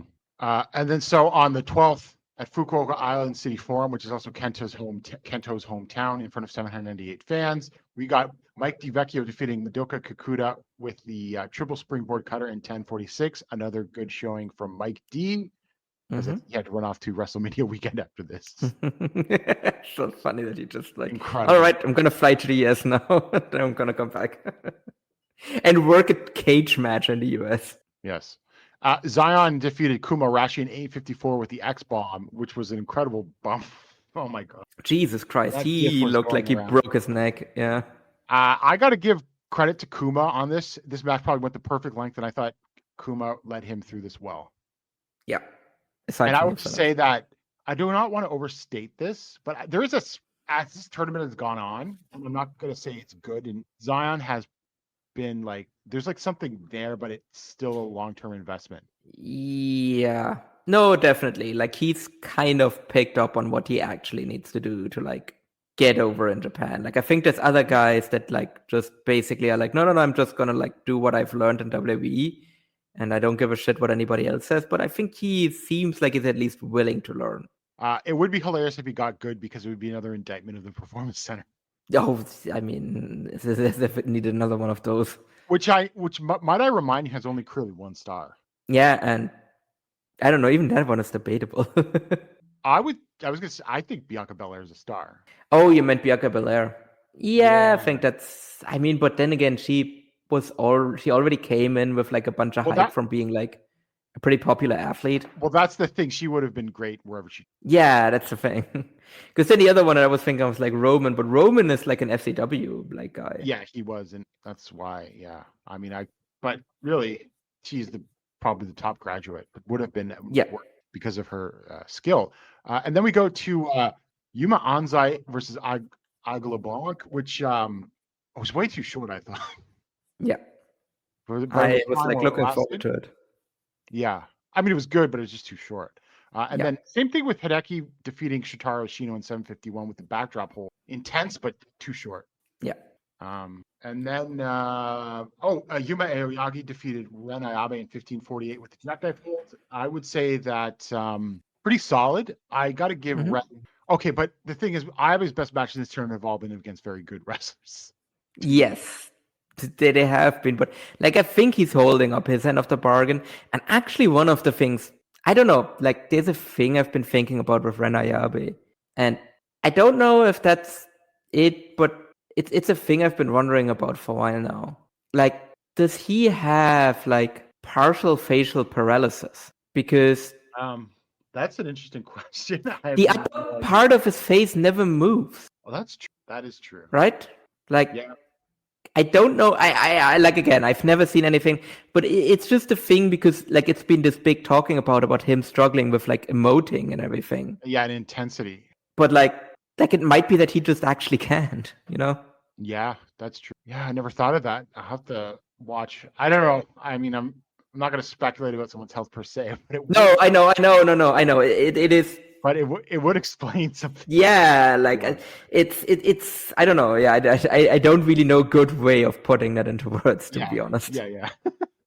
But yes. I'll talk about a match later where I thought he sort of picked up the by Ren Abe. And then the main event, Kento Miyahara defeated Kengo Mishimo in 2034 with the shutdown German suplex. Okay, the performances by each man, and this was mostly got good reviews, but I will just say this. The individual performances were great. Mishima was a beast. Miyahara's selling was great. But after a certain point with Kengo just beating up Miyahara, you knew what was going to happen with this match. Oh, yeah. It was a very Kento formula match. A very Kento formula match, but done by two very good wrestlers. I'll say that. And I mean, it was Kento's hometown too. So like, you definitely knew that like he was going to like come back and win eventually. Yeah. And then we go to the 13th at Hiroshima Industrial Hall Hiroshima Industrial Hall East Exhibition Hall, 785 fans. Hokuto Omari defeated Ryuki Honda in 836 with a narcissist press, which was the sort of bit of an upset, I guess. Davey Boy, it was fine. Actually, it was actually good, just a little short. You know, Omari wants to apply himself. He's not bad. Yeah. And then Davey Boy Smith Jr. defeated Kuma Arashi in 943 with a diving headbutt, which whatever. I'll say Smith redeems himself later on. He does. The first half of the tournament, I was like, oh, this is shit. And then he actually kind of turns it back around a bit later on. This was one that I was looking forward to. Mike DiVecchio defeated Ray Saito in 1133 with the triple springboard cutter. It was fine. I don't think it quite lived up to what I thought it was. I don't know. Maybe it was too much of a styles clash. Yeah, I think this might also be where like Mike D like blew out his knee because he was noticeably hobbling after the match. Yeah. And then Kengo Mishimo defeated Hideki Suzuki in 1243 with a pinfall and cradle thing. I thought this was pretty good. Them just going after each other's limbs and everything like that, right? This is what after like the first two nights, everyone was like, I want to see Kengo versus Hideki. Yeah. I also really like the finish as well, where like I think Suzuki was just really working him over, and then Kengo just catches him real brief, just rolls him up for the free, and then Hideki is like, no, wait, what do you mean the match is over? Because he immediately tries to like get Kengo back into a hold, and then it's like has to be told by the ref, like, no, actually, you just got rolled up for free. And then Kengo afterwards just like celebrating, like was like, yeah, get the fuck out of my ring, I beat you, despite the fact that, you know, he just caught him on a banana peel. I actually really liked the way like both men played that as well in the post match. And then in the main event, Jun Saito defeated Shotaro Ashino in 1724 with the Dying Light. Not bad, actually decent, but I thought that towards the end, that ankle lock spot went on way too long. Yeah. Like, it was also like a lot of like Jun Saito just beats the shit out of Shotaro Ashino, and then Ashino gets a brief comeback with the ankle lock and then just loses anyway.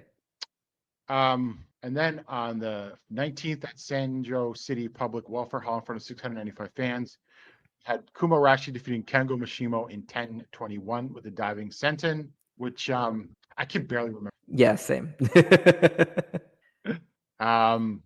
But I thought the next match, Aigle LeBlanc versus Ren Ayabe in 12:16 with the Desert Eagle, was decent. I wasn't sure what I was going to expect because of the very, very different styles here. But I thought that Blanc did well here because I thought was the that held this match together. Though. Yeah, definitely. Like, he's come a long way in like recent years, basically, where I think he's like a much better worker than he was during his first All Japan run, where I think he was basically just a spot monkey still, whereas now he's actually like a proper worker. And then in the match that everyone was waiting for, Davey Boy Swiss Jr. on in 12:17 by pinfall. It was not offensive. I suppose the better than expected, I'd almost say. I would say that the things that we're all afraid of actually didn't turn out to be as bad. No. Like, I was in really low expectation, and I was like, yeah, that was fine, I guess, which is better than what I expected it to be. Yeah. And then Kento Miyahara defeated Shotaro Ashino in 17:10 with the shutdown and suplex hold. A little disappointing because these guys have had better matches in Champion Carnivals in the past, but it was still good. Yeah, but it was also, I don't know, I never had the feeling that like Ashino had a chance of winning. No, and then everybody just gave up on Ashino. Yeah. Look, I know you don't want to, but Gerard, it might be time. And then in the main event, Ryuki Honda defeated Yuma Aoyagi in 1904 with the final event. I think this continues Honda, almost beating Aoyagi in every tournament match they've ever had against each other. Yeah. And it was pretty good. I don't think it was either best man's match in this tournament or against each other, but it was a very good main event. Yeah. No, definitely. Because I think for me right now, the like race for like tournament MVP is between Ryuki Honda and Kengo Mishimo. Because I think they've been the best man in like either block, basically. Yeah. And then we had on the 20th in Tokorozawa Sakura Town, Japan Pavilion, Aigle LeBlanc defeated Hokuto Mori in 8:58 with the Desert Eagle. Perfectly good little first match of the tournament on this show. But again, Aigle LeBlanc can work with all sorts of different wrestlers, which I think is a good sign. Yeah. Kengo Mishimo defeated Zion in 8:31 with the Mudo, which I thought was the perfect little length of this match, and it was Kengo carrying it, and it was perfectly inoffensive. Yeah, like I think he actually worked really. I think that might have been one of my favorite Zion matches, to be honest. And then, Kuma Rashi defeated Takashi Yoshida in 14:26 with the diving senton, and I just zoned out on this match because this was way too fucking long. This could have been half the time. Yeah, like this legitimately could have been 7 minutes, and I still would have thought this might have been. But like, yeah, like there was no excuse for this to be this long. I saw people be like, well, Yoshida was just put into the place of where Cyrus would have been, but like if Kuma Rashi was Cyrus would have gone 40 minutes. I would have been like, that's way too fucking long. There's no reason for this to be like this long of a match. Like there was just nothing there at all. And then Ren Ayabe defeated Rei Saito in 13:30 with the Iron Maiden, which was fine. Not great, but that Iron Maiden did not look very good. No, it did not. And then Ryuki Honda defeated Yuma Anzai in 22:51 with the final event. And this was great. One of the best matches of the tournament, no question. And I loved how he just caught Anzai's running knee and turned that into a final event. Yes. This is actually my favorite match of the tournament so far. Like it's between that and like Kengo versus like Jun Saito, I think. That would make sense. Yeah, like I went 4 on both of them. I thought this was great. I think again, these two have such great chemistry. Like I really hope that like Honda turns heel at some point because I think he would be like the perfect like foil for Anzai. Like especially with him, like again, like as you said, like that finish was just amazing of him just like catching the knee and just turning it into a final event and just pinning him. Like, that was awesome. Yeah. And then on the 23rd at Korakuen Hall in front of 1,095 fans, this is another midweek show. It was on a Wednesday. Zion defeated Takashi Yoshida in 10:24 with the Zion Spear. What are you going to do? Yeah. I mean, it's whatever. Kengo Again, way Mishima too long. defeated- Way too long. There's no reason for this to be 10 minutes. Cut half of that. Kengo Mishima. Kengo Machino was Shotaro Shino. Yeah. Or Yuma was 9:21, Mike D. What the fuck? which at 9:21, which was very good. But again, too Yeah. Yeah. Don't get it. Ren Ayabe defeated Ryuki Honda in 16:52 with the Death Roulette. I thought, again, this was one of Ayabe's best matches. Yeah. This is really where like Honda starts his like run for MVP for me, where it's like, okay, it's one thing to have a great match of Yuma Anzai, but like to just have like the best match of like Ren Ayabe in the tournament, I think that's like an actual like good achievement. Madoka Kakuta defeated Yuma Anzai in 15:32 with the Rolling Lariat. This is another great match. Yeah. Just I think Kakuta's like best match of the tournament. Like that lariat on the finish just looked hellish. Like that was they could awesome. have used another 5 minutes. Yeah. Even I don't know. And then of course we got Yuma Yagi defeating Mike DiVecchio in 8:27, which was too short. And I really didn't have really have strong feelings one way or the other. It's just too short. Yeah. No. Yeah. No, I was like, I went into that with like really big expectations, and then it just ended in under 10 minutes, and I was like, well, okay, I guess that happened. Yeah. Davey Boy Smith Jr. defeated Kento Miyahara in 18:44 with the Bulldog Bomb. It was fine to good. I saw some people didn't like it, but I thought it was. I mean, look, it's like every Davey Boy Smith. It starts off fine, and then he just starts slapping on wrestle. But this had a decent closing stretch. So Yeah, the closing stretch was good. Like, I think this is kind of where Davey Boy like turns it around a little bit and everything, because I did like the closing stretch sort and of. everything. Yeah. I actually almost turned the show off after this match, because then Davey Boy starts cutting a promo, and I was like, oh, okay, I guess that was the main event. I was like, wait, no, there's 2 more matches. And then I looked at like the actual progress bar, and I was like, wait a minute, how's there like an hour left in the show? So, and then Hideki Suzuki defeats Jun Saito in 15:16 with the pinfall after a super hold, which I thought was a fun little finish. I quite enjoyed this match. Yeah, no. Hideki versus the Saito action I wanted, and I thought they played it up well. Yeah. Do we just? I know we don't want to touch on non-tournament matches, but do we just want to briefly talk about the main event? Yeah, okay. Well, Rei Saito, Rising Hado, Atsuki Aoyagi, Dan Tamura, and Taisha Nagao defeated Hokuto Mori, Kumarashi Musashi, Ryo Inoue, and Agla Blanc in 21:35 with a 450 splash from Aoyagi on Musashi.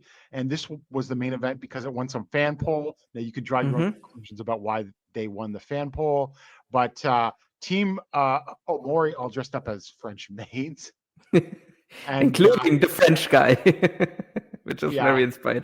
I feel like they put Aigle Blanc on a team as like, we're going to put you all in French maid outfits. Hey, you're French, right? You're on that team. I feel like they also maybe asked Mike D because he's a French speaker, and he probably told them to fuck off. Yeah, well, and then the other team, Saito and Tamura, did not wear anything. But yes, which I also loved. And Aoyagi and Nagao, they were all schoolgirls, right? Yes. Well, no, Atsuki was a slutty nurse. Nagao, I think, was just a general Joshi outfit, and then Dan, Rising Hayato, was the schoolgirl. I mean, he was constantly checking his wig. Did you see that? Yeah, I mean, also I have to say, Rising Hayato makes a very convincing Japanese schoolgirl. He really does, absolutely. Actually, you know what the surprising one was, though? Ryo Inoue. I think he pulled off that maid outfit really well. I noticed that Block kind of didn't, because he got rid of it. Yeah, his curtsy was pretty good during the entrance. I didn't watch the match. Actually, I have to tell you, I didn't watch the match. I watched the entrances, and then I basically watched until Rei Saito slapped not Dan Tamura, sorry, until he slapped Hokuto Mori, and then I went to the next show. I watched the whole thing. It was fine, but I mean, it was like it went long, so they did like a lot of crowd brawling to start, and then the comedy. But the last few minutes were good, and then I would assume that Atsuki's going to get a title shot after Musashi defends against Yoshioka. Yeah, I mean, it's about time, right? Like, because we were like, okay, once Atsuki comes back, he immediately gets a title shot, and like we're 4 months since he's been back, so I think it's about time for him to get one. Yeah. And then we go to the 26th at Port Messe Nagoya Exhibition Hall number 2 in front of 887 fans. Shotaro Ashino defeats Zion in 7:49 with the ankle lock. Yeah, I mean, by Zion standards, this was good. Mm-hmm. Kengo Mishimo defeated Davey Boy Smith Jr. in 13:30 by pinfall.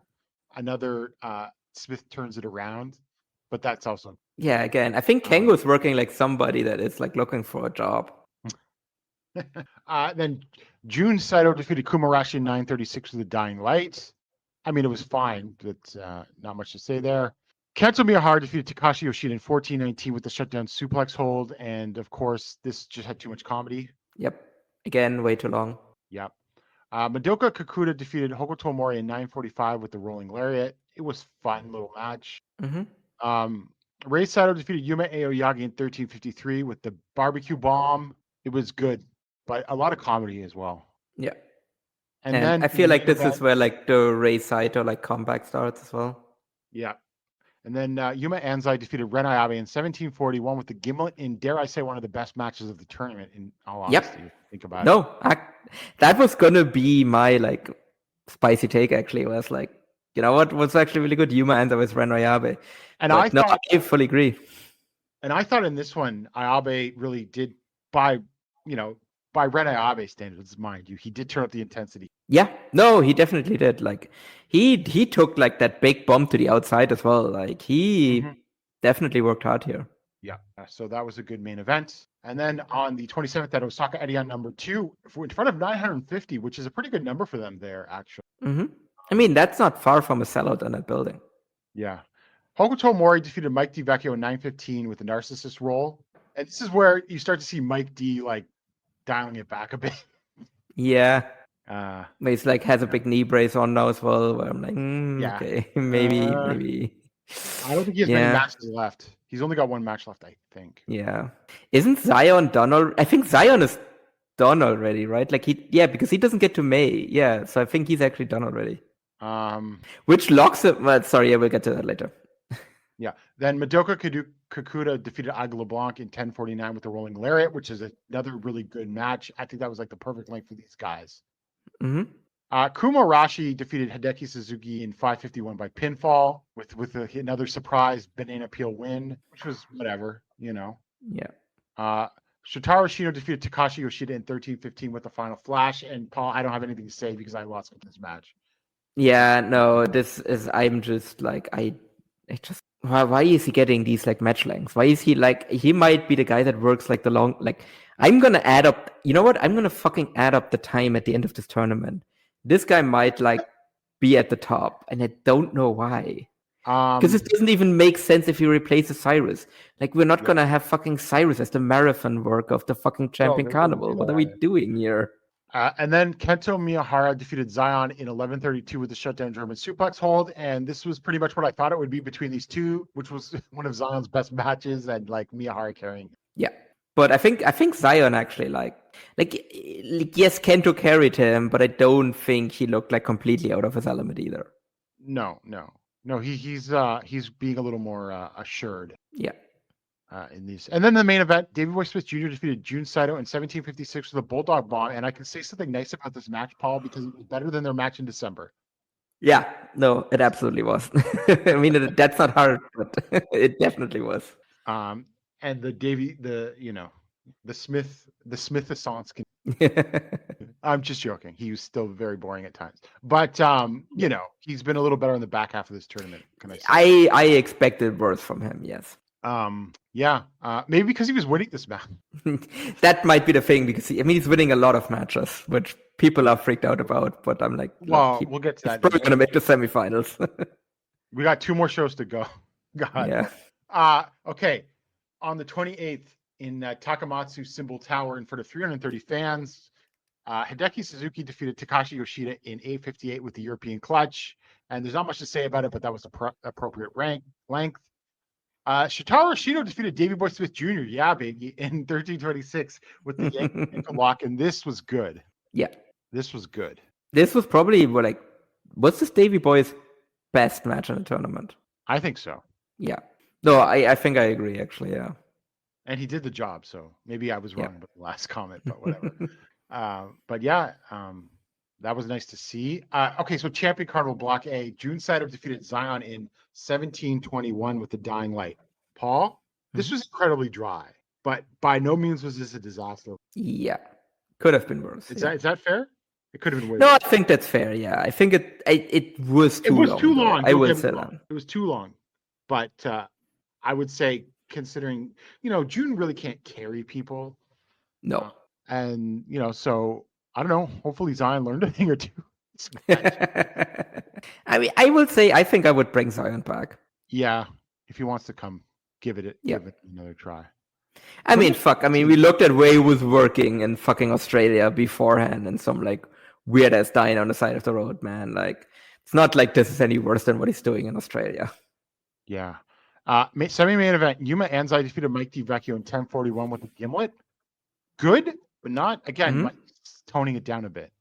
Yeah.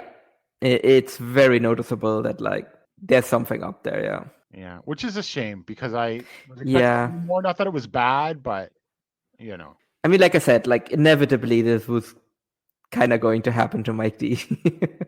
But then again, it also seems like WWE is interested for him, which actually this might be the perfect time.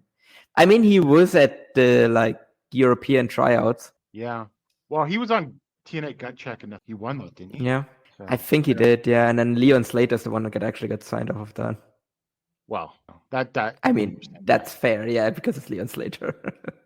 But I do quite enjoy him also. Yes. I think he's a great overall, I do enjoy him. Yeah, it's just very noticeable in the last couple of matches. There's been a step. Oh, yeah. But, Mike will recover. But yeah, of course. More if he leaves for WWE, I will be sad. No, I mean, the man is addicted to pops. Like, that's like, if you've ever been in if you've ever seen him live at a show, you will very quickly realize that this man is addicted to, like, getting a crowd reaction, like, really badly.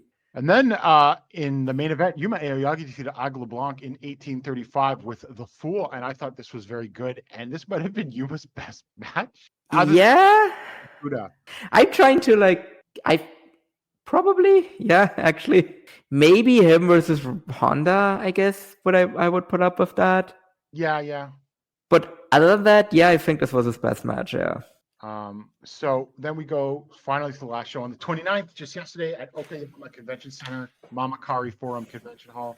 Rei Saito defeated Aigle LeBlanc in 9:25 with the crab hold. I thought this was pretty good, and it was a funny ending, I gotta say. With the just going for the crab hold. Just do the crab hold on him. Yeah. But this is a better styles clash, I suppose, than some of the other stuff. But I thought they worked well. Mm-hmm. Now, this was a head scratcher. I don't know what they were going for here, but Hideki Suzuki defeated Zion in 8:30 with the horizontal cradle. And this, look, I thought Hideki was going to go for more with his little NXT guy, but absolutely, they did a lot of stalling, and it just wasn't very good. No, and he won too because I think we both had this penciled in as like Hideki doing the job. Yeah, we did. Because again, this was Zion's last match in the tournament. He's done. I think you're right. Yeah, because I think we talked about this on the last show. Like, he doesn't get to May. Like, he's done. This is it. Mm-hmm. So he's actually locked in to be the bottom of Block A.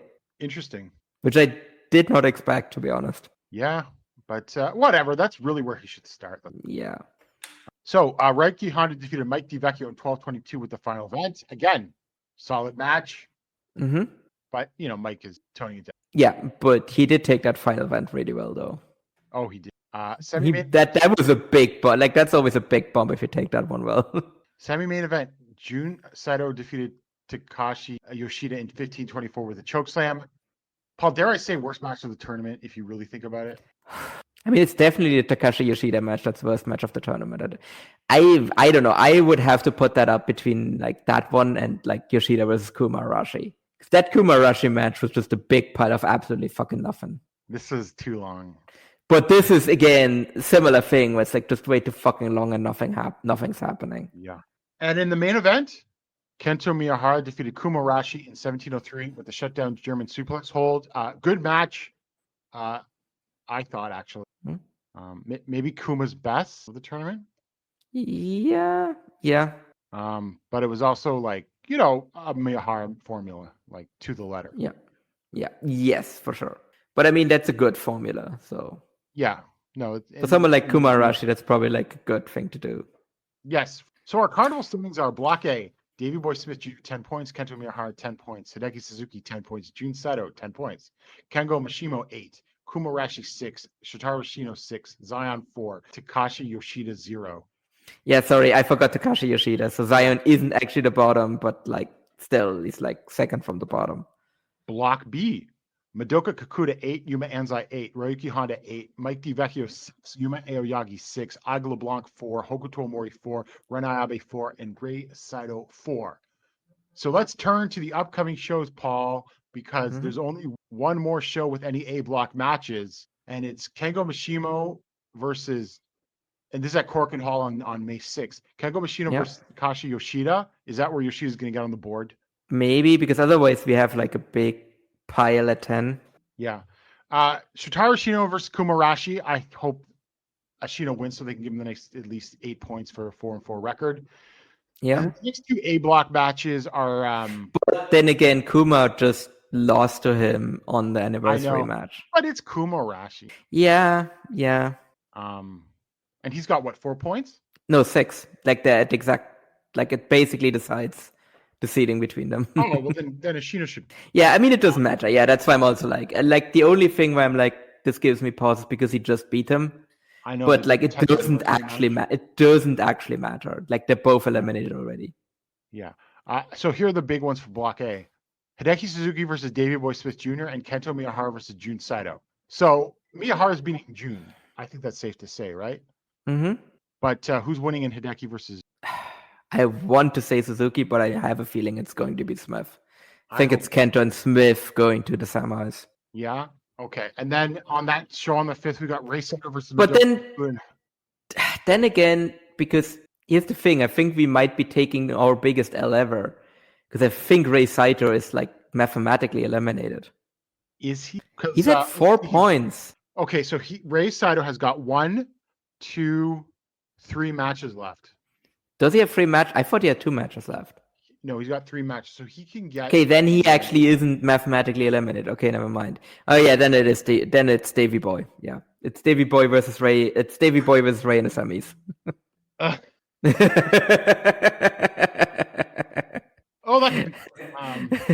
If you slow down time, you can pinpoint the exact moment when his heart breaks. Yes.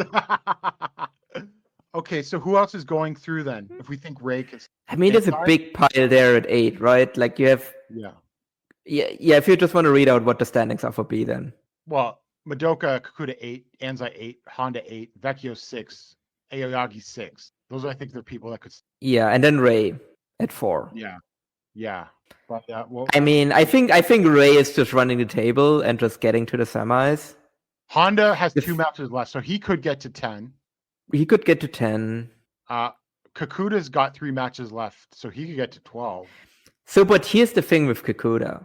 Like, and that's the other weird thing with Kakuta is that I did not expect him to like just win all of his matches. Most of his matches. I don't remember what exactly his record is. Because he has the big Dead or Alive cage match coming up. Where if you read K Slow's preview on the Voices of Wrestling website, shameless plug, he thinks that Kakuta will turn heel on that show. But then it would be weird for him to turn in Dragon Gate, right? And then lose all of his matches after that in the Champion Carnival. Yeah. Right? Like if I'm Dragon Gate, I don't want my newly turned heel to like lose like his first couple of matches after the big turn. He's got I think he has 2 matches left, right? Like because the other thing, he actually has to lose one of them because I think this match, the very next day after the cage match, is against Ray Saito. Like he has to lose that, otherwise Ray's eliminated. Right. He could go through the semis. He could go to the semis, yeah, but he has to lose to Ray because Ray is eliminated if he just loses one more match. Yeah. Because then he can't get to 10 anymore, and there's 3 people that are 2 points away from 10, that are 1 way away from 10. Yeah. So, yeah, I don't know. It's weird, but like I still can't see like why wouldn't they want to do like Saito versus Saito, you know? Yeah, it's But then again, maybe Kikuta is losing, and like I know makes no that sense. Case kind of ruled it out. But like, if you want to send Kikuta on a losing streak, him losing his hair in the cage and then getting the shit beaten out of him like there's remaining matches in the carnival actually makes a lot of sense. I don't know. It's this weird thing. But like maybe I'm overthinking this, but like. Well, Dragon Gate It is a weird cross-promotional thing. I guess so, but like it's just weird because it's just in the middle of the whole thing, right? Like it's literally the day before he wrestles Rei Saito. Yeah. And it's in Korakuen, so you know it's a smarky crowd, so they'll know what happened at Dead or Alive. Mm-hmm. But yeah, I don't know. I still have a good feeling who actually is the other guy that gets out of this block, to be honest. Yeah, it's got to be Anzai, Honda, or... Yeah, I feel I still think, like, gun to my head, I think Ray's running the table and getting to the semis, and then, it's like one of Kikuta, Anzai, or Honda. Probably send Anzai. Yeah. Because you could probably. Honda's got his big scalps. But then again, do you want to have Anzai lose? Because, okay, let's say one of the semis is Ray versus Davey Boy. Yeah. Do you really want to do Kento versus Anzai in the semis? Or do you want to do Honda versus Kento in the semis? Who are you sending to the finals? Honda versus Ray? I would or Honda do versus Kento. Or Kento versus Ray. Kento versus Ray. Yeah. Right? Like it's because last year you did June versus Kento. So this year you're gonna do Ray versus Kento. But and Ray's the Saito brother actually wins. Yeah. Yeah, that makes sense. Yeah. Now, let's just be completely wrong, and it's yes, I know. It's like Hideki Suzuki versus like Madoka Kikuta in the final. And Hideki. Yeah. All right. So that I'm not going to go through all of the scenarios because it's so complicated. There's a lot of them, especially with B block. It gets like block is kind of easy. B block gets really complicated. The most complicated part is because everybody is not wrestling every night. That's what makes it so complicated. Yeah. To calculate. Anyway. So overall thoughts of the tournaments? I think it's been okay. I don't think it's been blow away. Like, oh no, I wasn't expecting blow away to be. No, I think I'd say people have I expected it to be. Yeah. And the Yoshida not good. Zion respectable. Smith found his groove a little. Mike Mercurial, but also injured. Yeah. But he doesn't wrestle again until the 5th or the 6th, so maybe he can that's his last match against Red Eye Abe, so maybe he can heal up that knee. Maybe he might be feeling a bit better because they did a long, like lots of shows, bang back to back. Yeah. Which was actually kind of because I kind of fell behind. Was like, I need to not watch any wrestling for like the next 2 days or so. I think also like the other thing is like I think people have a bit of a tendency to like look at the carnival like it's a G1 and it just isn't. No. You know, like it's generally it will give you good wrestling, not blow away wrestling. And also what I will also say is like the carnival tends to be incredibly backloaded. So I think actually we're gonna get the 2 best shows of the carnival like coming up, and then more often than not the final will always deliver. Right. Oh yeah, for sure. I have no doubt about that. Yeah. All right. So that was a lot to get through with the Champion Carnival, and we still have a lot to go through, plus with the big NOAH show at Sumo Hall this weekend. But we will be back in a couple of weeks, and enjoy all the wrestling out there. Bye. Hi, I'm Case Lowe, co-host of the Open the Voice Gate podcast. The one question I'm constantly asked when it comes to Dragon Gate is how do I get into the promotion? Well, stop asking and start listening to the Open the Voice Gate podcast, released every Wednesday on the Voices of Wrestling podcasting network. For exclusive news and show reviews, look no further than the leader in Dragon Gate coverage, Open the Voice Gate.